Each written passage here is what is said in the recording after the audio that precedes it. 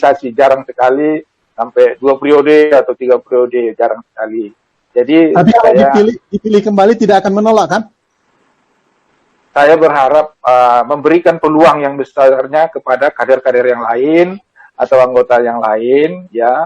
Apalagi saya sudah melihat begitu banyak ini figur-figur, ya, kader-kader KHMI juga yang berminat untuk maju ini, Bang Hadi, ya, yang sudah mengkonfirmasi kepada saya paling tidak ada 4-5 orang, ya, yang sudah menyatakan diri.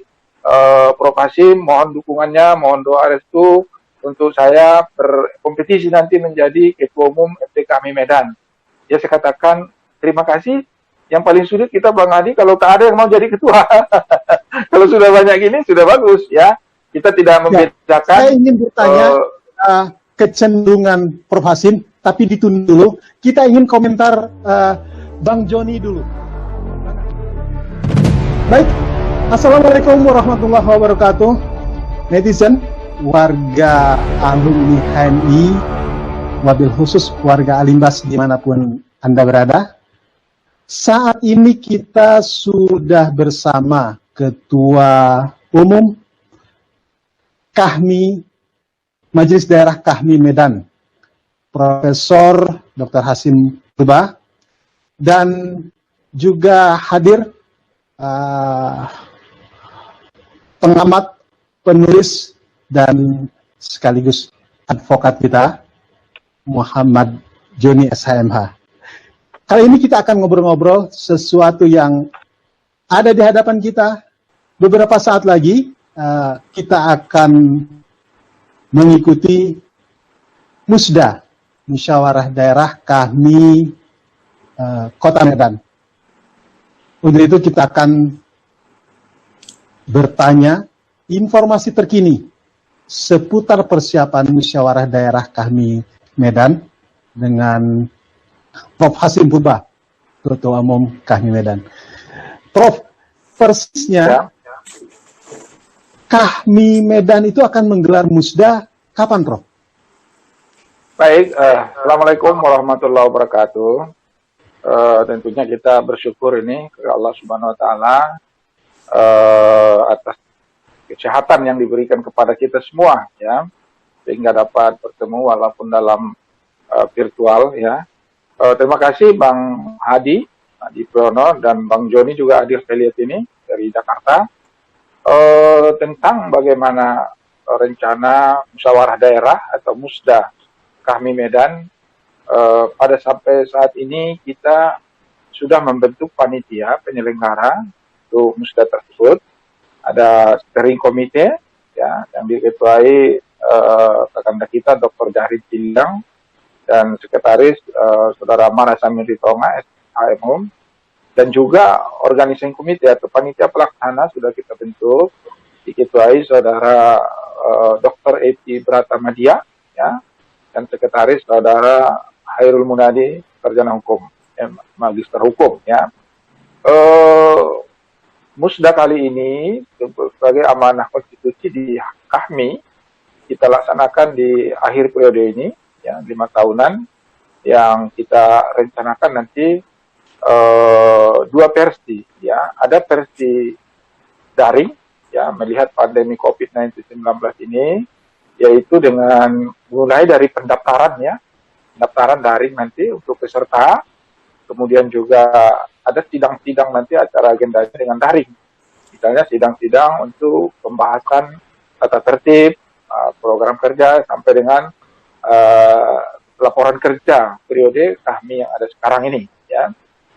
Sementara nanti untuk pemilihan ketua umum atau permatur dan mele permatur itu kita laksanakan secara luring atau offline, ya, mengambil satu tempat yang sudah kita rencanakan di Hotel Grand Kanaya Medan, ya. Tentang pelaksanaan hari hanya itu kita rencanakan memang sebelum puasa ini tanggal 9 dan 10 April, ya. Mungkin tanggal 9-nya secara daring, tanggal 10-nya secara offline atau luring. Tapi ini pun masih tentatif, ya, masalah tanggal hari ini, karena kita harus juga mempersiapkan kesiapan pendaftaran peserta yang kita rencanakan secara online, ya. Hasil kita koordinasi dengan SC, Steering Committee dan OC yang kita bentuk, ya. Kita mengambil tema untuk musda kali ini adalah membangun silaturahim Kahmi dalam memperkuat peran serta nyata Kahmi itu dalam pembangunan masyarakat Kota Medan. Jadi kita berharap nanti Kahmi ke depan agar bersinergi dengan pemerintah Kota Medan, bagaimana kita membangun masyarakat Kota Medan, apalagi yang dalam situasi transisional nanti dalam new normal ini, ya. Kita menyadari sepenuhnya dengan terjadinya pandemi COVID-19 ini yang sudah berlangsung lebih dari setahun, tentunya ada hal-hal yang perlu kita inovasikan baru untuk kami berkontribusi yang besar kepada pembangunan masyarakat Kota Medan itu sendiri dengan new normal ini, ya, baik dalam bidang pendidikan, bidang ekonomi, sosial, dan juga dalam peran masyarakat atau civil empowerment, pemberdayaan masyarakat kita di segala bidang. Ini pentingnya. Kemudian juga bagaimana kontribusi kami nanti untuk memberikan peran-peran nyata juga kepada pemerintah Kota Medan ke depannya, sehingga betul-betul apa makna dari kehadiran kami sebagai kami rahmatan lil alamin juga betul-betul dirasakan oleh semua stakeholder, bukan hanya warga kami itu sendiri, tetapi juga seluruh masyarakat. Kemudian kita juga berharap keberadaan kami harus dirasakan secara nyata oleh adik-adik kita di HMI juga, bagaimana kita hubungan yang sudah terbangun selama ini kita tingkatkan. Karena apapun adik-adik kita di HMI itu adalah mata air atau sumber mata air keberadaan kami. Tanpa adik-adik HMI, kami tidak ada nanti. Ya, jadi oleh karena itu hubungan sinergitas, walaupun tidak bisa kita intervensi adik-adik HMI secara organisatoris, tapi secara emosional dan kekeluargaan kita bertanggung jawab juga untuk memajukan mereka, baik individunya maupun secara organisatorinya. Karena apa? Tantangan ke depan itu sangat berat, ya. Kalau kami dan HMI tidak bersinergi juga, ini akan ketinggalan, ya. Apalagi dengan era yang begini, disruption ini semua berubah, ya. Oleh karena itu dengan penggunaan ITA, ya, penggunaan juga jaringan networking, ini juga harus menjadi titik tekan kami ke depan. Oleh karena itu saya berharap juga, ya. Ya, sebelum berlanjut nih Prof, tadi temanya ini menarik, ada berkaitan dengan partisipasi pembangunan Kota Medan. Nah, ya. Dengan pemerintah Kota Medan tentunya, ya. Ya. Ada rencana Wali Kota Medan untuk menghadiri musda kami yang akan datang ini? Ya, kita sedang mengadakan pendekatan untuk beraudiensi dengan Pak Wali Kota Medan, ya, untuk kita berharap nanti beliau bisa memberikan sambutan di dalam acara pembukaan musda tersebut, ya. Ini lagi dalam approach pendekatan dan secara resmi sudah kita layangkan surat, ya. Walaupun ini pembukaan kita berbatas sekali, walaupun sistem daring, ya, tapi kita berharap nanti Pak Wali Kota Medan berkenan untuk memberikan sambutan, sehingga kita berharap nanti waktu yang tepat dengan beliau. Walaupun kita rencanakan ini tanggal 9 dan 10, ya, kita juga harus mengadakan penyesuaian. Tentunya juga begini Bang Hadi, karena ini juga suasana pandemi COVID-19 dengan penerapan pembatasan kegiatan masyarakat sekarang ini masih diberlakukan di Medan dan Sumatera Utara, kita harus juga memenuhi ini, ya, memenuhi semua protokol kesehatan sehingga nanti terhindar ini dari penyebaran ataupun klaster dari penyebaran COVID-19. Ini harus kita jaga betul secara ketat. Saya juga kepada panitia sudah meminta dan berkoordinasi agar segera juga nanti berkoordinasi dengan Satgas COVID-19 Kota Medan, ya, karena bagaimanapun dalam suasana pandemi ini pembatasan yang sudah ditetapkan oleh pemerintah kita harus ikuti, ya. Dan saya berharap kepada peserta nanti betul-betul kita menjaga disiplin kita, ya. Jangan nanti ada sesuatu yang karena kita teledor menjadi sorotan publik dan menjadi resiko bagi warga kami itu sendiri. Itu apanya, Pak Hadi? Ah, Prof. Hasim, Ya. biasanya, dan ini lumrah, baik semenjak di HMI maupun saat ini di kami, baik kongres, konferensi, atau musyawarah daerah, muswil, sampai munas, itu selalu ramai fokus pada soal pemilihan bakal ketua umum. Ya kan, gitu. Iya. Nah, dengar-dengar, dan kita perlu konfirmasi nih. Banyak pihak yang berharap, udahlah, Prof. Hasim sekali lagi gitu. Ini gimana? Ya, begitu. Terima kasih apresiasi yang diberikan kawan-kawan, baik itu senior maupun junior terhadap saya. Saya sudah berusaha mengantarkan kami Medan selama 5 tahun ini dengan tentunya beberapa capaian, tapi tidak sedikit juga mungkin ada kekurangan, kelemahan-kelemahan itu harus kita sadari bersama, apalagi di ujung-ujung ini kondisi keterbatasan karena COVID-19 ini. Namun demikian, selayaknya ya proses transisi demokrasi, kaderisasi juga di kami harus mengikuti seperti yang terjadi di HMI. Itu ya. Di HMI juga terjadi kaderisasi, jarang sekali sampai 2 periode atau 3 periode, jarang sekali. Jadi Tapi kalau saya dipilih kembali tidak akan menolak kan? saya berharap memberikan peluang yang besarnya kepada kader-kader yang lain atau anggota yang lain, ya. Apalagi saya sudah melihat begitu banyak ini figur-figur, ya, kader-kader kami juga yang berminat untuk maju ini, Bang Hadi, ya, yang sudah mengkonfirmasi kepada saya paling tidak ada 4 sampai 5 orang, ya, yang sudah menyatakan diri, Prof. Hasim, mohon dukungannya, mohon doa restu untuk saya berkompetisi nanti menjadi ketua umum FPKMI Medan. Ya, saya katakan terima kasih. Yang paling sulit kita, Bang Hadi, kalau tak ada yang mau jadi ketua. Kalau sudah banyak gini sudah bagus, ya. Kita tidak membedakan. Saya ingin bertanya kecenderungan Prof. Hasim, tapi ditunda dulu. Kita ingin komentar Bang Joni dulu. Bang Joni, dari paparan yang disampaikan Ketua Umum KHMI Medan ini, apa yang bisa Anda lihat? Silakan, Bang Joni. Ya, terima kasih host Hadi Priyono. Saya mau tanya satu hal kepada Prof. Hasim sebagai yang sangat paham dengan kondisi hari ini, pandemi COVID-19. Dan ini kan situasi yang patut disyukuri. Kitalah generasi yang merasakan keadaan yang datangnya satu abad sekali, yaitu pandemi COVID-19. Dan musda dan berbagai perilaku dan kegiatan sosial pun berubah, bahkan kegiatan politik juga berubah cara-caranya.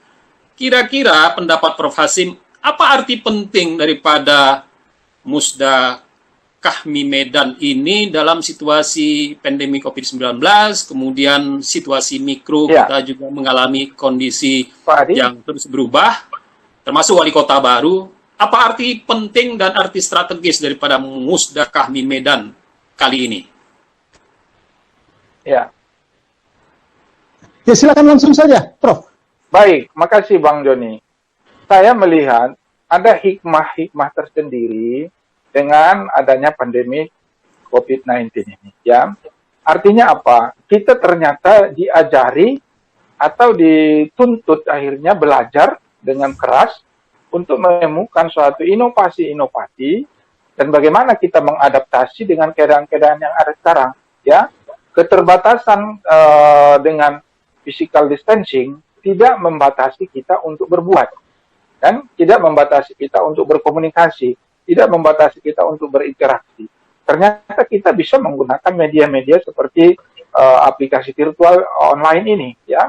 Oleh karena itu, ke depan juga saya pikir kami Medan tentunya harus juga bisa membuat suatu terobosan program-program yang berbasis dengan bantuan daripada atau penggunaan daripada ITA, ya, teknologi informasi ini menjadi basis kita, ya. Apakah itu dalam bidang sosial, bidang dakwah dan ekonomi, terusnya itu tidak salah, ini ada suatu terobosan-terobosan baru.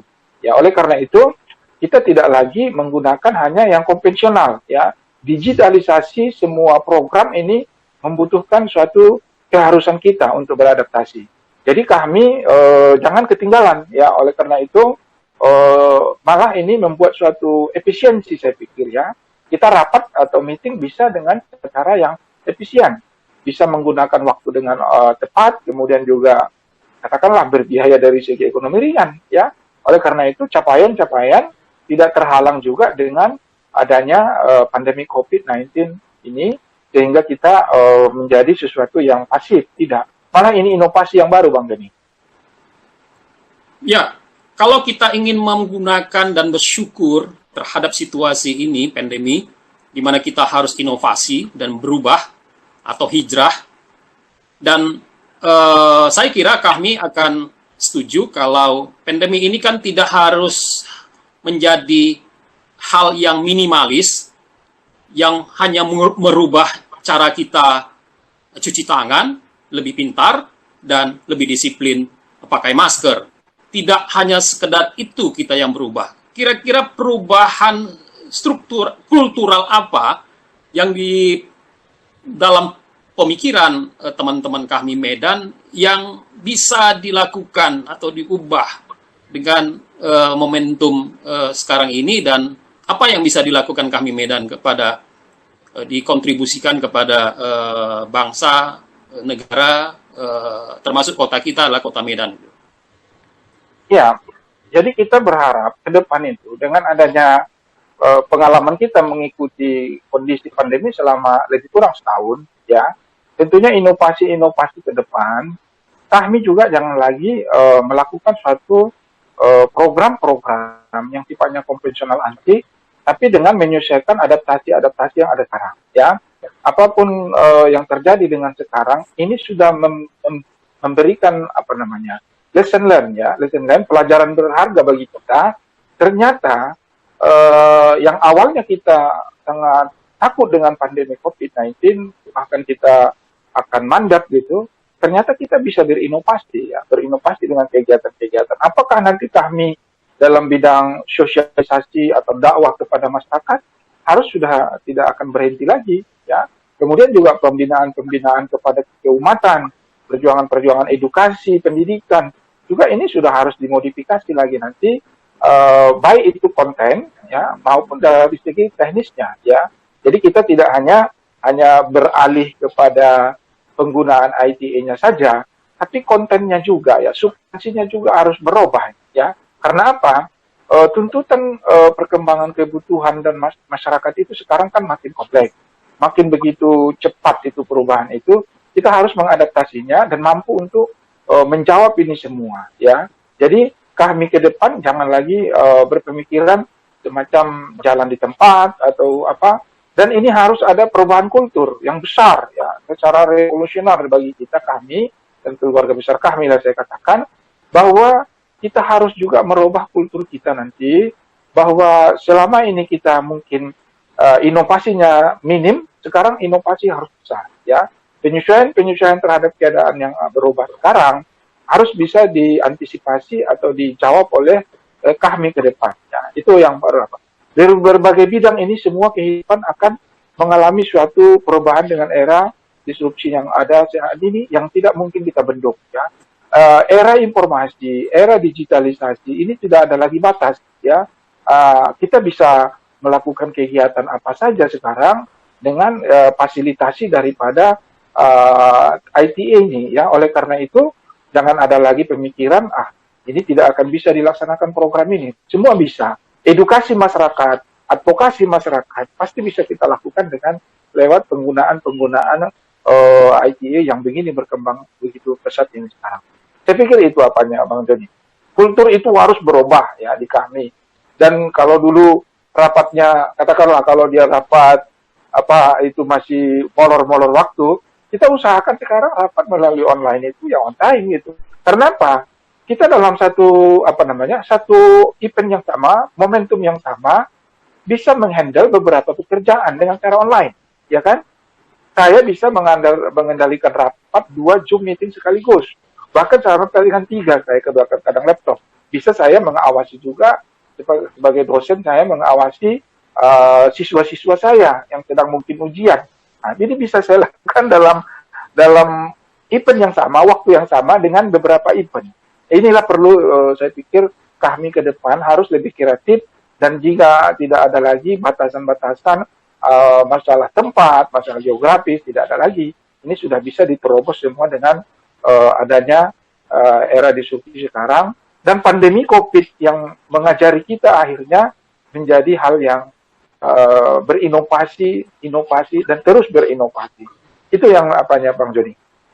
Kalau diwujudkan, diaplikasikan dalam pembangunan kota atau urban development, khususnya Kota Medan, kira-kira apa saran tindak daripada Kahmi Medan untuk penataan ulang good governance Kota Medan dikaitkan dengan situasi sekarang dan yang dalam keadaan serba harus berubah dalam situasi pandemi dan keadaan yang memang harus menghendaki perubahan. Kira-kira bagaimana aplikasinya yang disampaikan Kahmi Medan kepada pimpinan atau wali kota dan wakil wali kota Medan, yang barangkali nanti akan berkembang menjadi diskusi dan rekomendasi di Musda Kahmi Medan. Ya, kita berharap Pemko Medan dan tentunya seluruh instansi lah katakan juga harus ikut berinovasi. Bagaimana program-program yang mereka lakukan juga beradaptasi dengan perubahan ini, ya. Bagaimana juga mereka dapat meng-hire ataupun menginformasikan kepada masyarakat secara luas apa yang mau dikerjakan dan apa yang dikerjakan itu manfaatnya kepada masyarakat. Kan ini sekarang menjadi apa namanya menjadi hak daripada masyarakat juga untuk mengetahui apa yang mau dilakukan oleh pemerintahnya sendiri, dan kemudian apa target atau sasaran yang akan dicapai. Ini kan bisa diapakan kepada masyarakat, diinformasikan melalui digitalisasi atau informasi melalui online ini, sehingga tidak perlu lagi masyarakat terlalu harus mengikuti pola-pola konvensional, ya. Jadi ini semua bisa dilakukan, saya pikir. Misalnya apa? Apa program pendidikan yang digarap oleh Kota Medan untuk ke depan, ya, dalam era pandemi ini? Saya berharap era pandemi ini di bidang pendidikan Kota Medan harus mulai. Apakah selamanya kita harus anak didik atau siswa-siswa kita biarkan hanya belajar mandiri secara daring di rumah? Tentunya kan harus ada inovasi baru. Misalnya apa? Belajar secara luring juga perlu. Mungkin harus ada pemenuhan protokol COVID yang memadai atau yang standar gitu, sehingga pembelajaran itu juga secara bertahap bisa meningkatkan juga pengetahuan anak didik kita di bidang pendidikan. Bagaimana juga peningkatan kualitas tenaga pendidik kita, guru-guru, ya kan, ini juga perlu kita apakan. Demikian juga di infrastruktur, ya. Infrastruktur juga penting kan. Bagaimana infrastruktur itu betul-betul juga mempunyai dampak yang positif atau multiplier of efeknya itu positif kepada kehidupan masyarakat, ya. Misalnya ada fasilitas-fasilitas umum yang dibangun, ya, harus bisa juga meningkatkan pendapatan maupun kesejahteraan ekonomi masyarakat, ya. Kita banyak kalau di Medan ini yang lagi heboh ini kan bagaimana juga situs-situs sejarah, ya, bangunan-bangunan bersejarah ataupun situs-situs yang lain yang harus dilestarikan. Ini juga menjadi isu penting, ya. Saya berharap Medan punya ikon ke depan. Apa ikon Medan di bidang pendidikan, apa ikon di bidang ekonomi, dan seterusnya itu. Jadi apa ikon Medan di bidang sejarahnya sendiri, ya. Sejarah Medan ini kan adalah kota perjuangan. Apakah situs-situs yang mensimbolkan ataupun menggambarkan kota perjuangan itu masih bisa kita pertahankan dan kita kelola dengan lebih baik, gitu, menjadi produksi atau produktif, menjadi bahan-bahan yang bisa menjadi koleksi yang bisa menjadi menarik turis kita, ya. Medan ini kan juga kota turis. Nah, ini menjadi daerah tujuan wisata juga oleh turis-turis mancanegara. Jadi itu ya, pelayanan pemerintah juga bagaimana dengan masyarakat kita ya.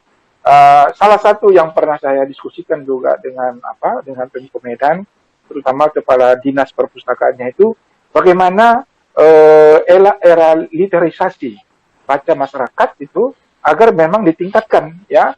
Saya mengatakan bahwa era literasi sekarang ini literasi dalam semua bidang ya. Saya menyarankan kemarin itu kepada kepala dinas perpustakaannya agar ada dibangun pojok-pojok baca ya, pojok-pojok baca di seluruh tempat-tempat mangkal penduduk atau masyarakat di Kota Medan, misalnya di Lapangan Merdeka. Orang tidak hanya jalan-jalan di situ, tapi ada di situ pojok baca, di terminal juga, di bandara juga, yang di mana ada sentra-sentra mahasiswa, masyarakat. Ya. Terkait dengan Lapangan Merdeka, apa yang harus disampaikan kepada Wali Kota Medan untuk memulihkan kembali fungsi Lapangan Merdeka sebagai kawasan terbuka? Dan soal Sungai Deli, bagaimana kami menyikapinya untuk disarankan kepada Wali Kota Medan? Iya, ini persoalan Lapangan Merdeka, Bang Joni, memang sudah lama ini ya. Beberapa waktu yang lalu juga kawan-kawan pegiat di bidang ini mengajak saya berdiskusi menelaah secara hukum bagaimana, ya kan? Saya berharap menyarankan kemarin itu harus ada suatu advokasi yang kontinu bagaimana pemuliaan atau pengembalian fungsi Lapangan Merdeka itu sebagai situs sejarah ya, tetapi tidak pula harus menghabisi atau katakanlah menghindari bagaimana di sana bisa ada pengelolaan yang berbasis ekonomi yang sifatnya peningkatan kesejahteraan masyarakat. Saya menyarankan, beberapa kawan juga menyarankan sama dengan saya, sebaiknya ada sebenarnya kegiatan bisnis ekonomi di sekitar Lapangan Merdeka itu yang memasarkan produk-produk ciri khas Sumatera Utara, ya, ciri khas Sumatera Utara. Misalnya kita ini ada 8 etnis besar di Sumatera Utara, ya kan? Ini produk-produknya ini bisa dipasarkan atau dibuat semacam galeri kan namanya, atau apa namanya itu untuk pemasaran ini, ya. Jadi tidak hanya semacam motif ekonomi ansih, tapi ada di sana nilai budayanya. Dan masyarakat Sumatera Utara juga, khususnya Kota Medan, menjadi bangga. Artinya apa? Lapangan Merdeka yang mempunyai situs sejarah itu tidak tergerus oleh perkembangan ekonomi ansih, tapi dua-duanya ini bisa kita sejajarkan. Perkembangan sejarah juga bisa kemudian terlestarikan, tapi kegiatan yang berdimensi ekonomi, terutama yang mengembangkan ciri khas potensi daerah Medan dan Sumatera Utara bisa dikembangkan di sana. Ya, misalnya kuliner apa yang bisa kita kembangkan di situ dari segi daerah. Nah, ya, ini kan bisa kita kembangkan di situ. Itu kalau menurut saya. Sehingga situs atau jati diri Lapangan Merdeka sebagai situs sejarah tetap terpelihara dengan baik tanpa mengorbankan juga kegiatan bisnis yang bisa meningkatkan pendapatan masyarakat, tentunya juga pendapatan kepada pemerintah kota. Kemudian tentang Sungai Deli, ini sebenarnya pekerjaan yang harus menjadi prioritas ya. Bagaimana Sungai Deli ini, kenapa di zaman dulu itu, menurut saya baca itu beberapa sejarah, itu dari Belawan itu bisa itu mendarat perahu atau kapal di belakang Istana Maimun. Sungai Deli itu bisa dijadikan seperti itu. Apakah ini tidak bisa kita gunakan seperti itu sekarang? Sebenarnya ini kan bisa dilakukan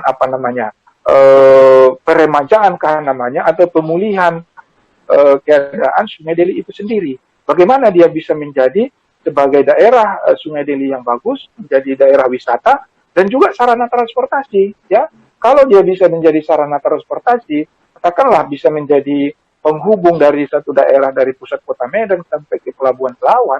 Ini suatu efek positif yang bagus di samping menghidupkan ekonomi di pinggiran sungai, kemudian masyarakat di pinggiran sungai, kemudian juga mengurangi kepadatan lalu lintas. Ini bisa dijadikan, saya pikir ya, di beberapa negara.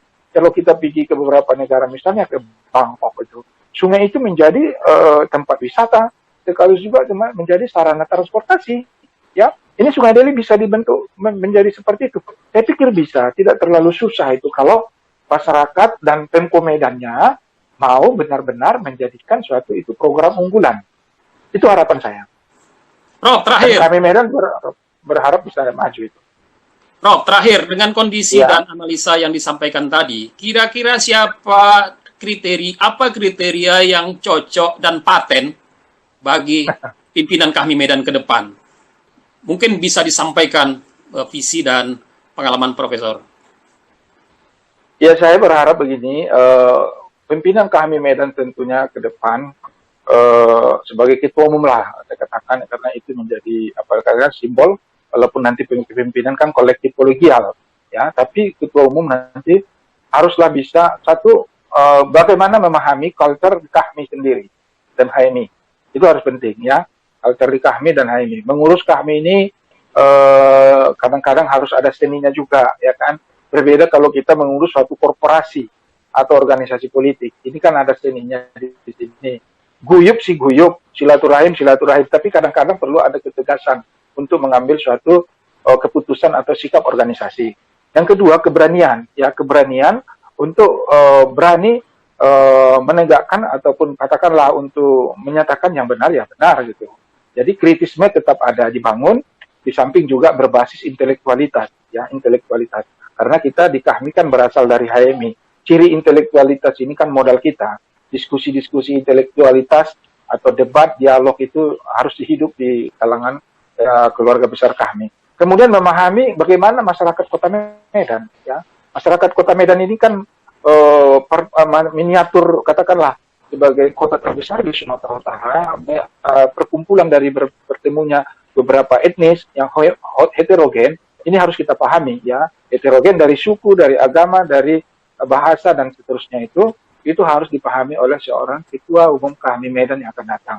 Kemudian juga kebutuhan mendasar Medan ini apa, ya, apa di sektor berbagai bidang tadi, pendidikan apa, ekonomi apa, transportasi apa, dan pembangunan infrastruktur apa, bagian pembangunan sosial kemasyarakatan harus dipahami juga nanti oleh seorang calon ketua umum, ya, yang kita harapkan nanti inilah nanti menjadi duta kita untuk membawa Kahmi menjadi bagian atau elemen dari komunitas masyarakat Kota Medan secara keseluruhan yang bisa mewarnai pembangunan di Kota Medan. Saya pikir itu, Bang Joni. Ya, Prof, ini menarik kualifikasi yang dipaparkan untuk ya harapan munculnya calon ketua umum ini. Dari yang sudah melapor ke Prof Hasim, kira-kira ada yang sudah memenuhi kualifikasi atau kriteria yang disampaikan oleh Prof Hasim itu. Gimana, Prof? Pada umumnya kan kader-kader HMI yang sudah menjadi anggota kami itu semua itu sudah dididik di perkaderan HMI, sudah terlatih. Tapi kan kita mencari yang terbaik, ya. Dari semua yang berkomunikasi dengan saya, karena saya pikir juga dia punya track record di Kahmi maupun waktu di HMI. Sebagian ada yang junior saya, sebagian juga ada yang senior saya, ya. Yang senior pun saya katakan tidak menjadi ukuran, menjadi harus yang junior, tidak juga yang harus yang senior gitu. Tapi ini semua kepada saya tidak mau juga dikotominya, Bang Hadi, ada dikotomi senior dan junior, milenial dan non milenial. Siapapun punya kesempatan ini, ya kan? Apakah yang junior atau yang senior, kita mengalir aja begitu, nanti akhirnya kan terpulang kepada warga Kahmi yang akan menggunakan hak suaranya. Karena ini berbeda, Bang Joni dan Bang Hadi, ini kan one man one vote. Kalau nanti terdaftar 1000 lah pemilihnya. Ini berbeda dengan pemilihan tingkat wilayah. Karena yang punya wilayah, yang punya suara, majelis daerahnya. Satu suara, perwakilan kan. Kalau ini kan semua warga Kahmi yang berdomisili di Medan atau terdaftar sebagai tetap di Medan bekerjanya, itu punya hak nanti untuk memberikan hak pilihnya. Tapi dengan catatan, harus mendaftar secara online kepada panitia yang sudah ditentukan formnya oleh panitia nanti, supaya apa, jangan nanti di ujung-ujung tidak mendaftar tapi minta memberikan hak pilih. Nah, kan itu apanya, Bang Hadi sama Bang Joni. Terima kasih. Untuk para kandidatnya sendiri wajib mendaftar, Prof? Ya tentunya kandidat nanti ya harus mendaftar juga sebagai warga Kahmi, ya, sebagai peserta, karena ada salah satu kriteria di anggaran dasar kita, bahwa calon ketua umum Kahmi Medan itu harus mempunyai domisili tetap di Kota Medan. Nah, itu ada salah satu untuk membuktikan domisili tetap ini kan tentunya ada dokumen yang harus kita apakan nanti perkuat, misalnya KTP, kartu tanda penduduk. Itu ada di anggaran dasarnya. Anggaran dasar kami dan anggaran rumah tangga mengatur itu secara tegas. Kalau calon ketua umum ya. Tapi kalau pemilih tidak mesti hanya pakai KTP. Ya, baik Prof. Sebelum Prof menutup closing statement-nya, kita ingin mendengar catatan-catatan dari Bang Joni. Karena di limbas.com itu ada rubrik khusus catatan harian Bang Joni. Nah, khusus menjelang Musda Kahmi Medan ini, kita ingin mendengar dulu catatan dari Bang Joni. Silakan Bang Joni. Ya, terima kasih host Abah Hadi. Catatannya tidak banyak, hanya 2-3 kalimat saja. Bahwa Kahmi Medan dalam hal ini adalah dipimpin oleh Profesor Hazim Purba. Tentu bukan hanya melaksanakan Musda, tapi melaksanakan peran sejarahnya, di mana baru kali inilah Kahmi melakukan proses reorganisasi, kaderisasi organisasi dengan media yang berbeda dari yang biasa. Ini menjadi sebuah tantangan dan karena itu kita harus bisa mendukung dan saya kira juga Alimbas TV bersedia untuk menjadi media partner dalam rangka mensukseskan gagasan itu. Yang kedua, Kahmi Medan tidak kekurangan kader dan tidak kehilangan visi untuk menyampaikan tugas-tugas kecitaannya dalam kerangka 5 kualitas insan cita HMI yang diteruskan dan dilanjutkan sampai menjadi Kahmi dan menjadi alumni HMI tentunya. Dan kita berharap bisa memaknainya sebagai kelanjutan daripada perjuangan kader HMI untuk melaksanakan visinya sebagai 5 kualitas insan cita dengan bersyukur dan ikhlas, yakin usaha sampai. Dan yang ketiga, saya kira kita akan terus menjadi bagian penting untuk menggerakkan masyarakat cita, kemudian bangsa dan negara kita menjadi negara yang lebih baik, baldatun thayyibun wa rabbur ghafur, dan tetap tumbuh sehat dan menyegarkan demokrasi yang sangat penting, kontribusi Kahmi dan juga HMI dalam rangka menjaga demokrasi, hak asasi manusia yang bagian yang tidak kalah penting dari cara kita berbangsa dan bernegara. Saya kira itu catatannya dan kita akan menunggu perkembangan lebih lanjut. Saya kira Alimbas TV akan melaksanakan berbagai event untuk mensukseskan Musda Kahmi Medan 9-10 April 2021. Saya kira itu, Pak. Terima kasih, Bang Joni. Kini giliran Prof. Hazim untuk menutup paparannya, menyimpulkan paparannya. Silakan, Prof. Baik, terima kasih Bang Hadi, Bang Joni.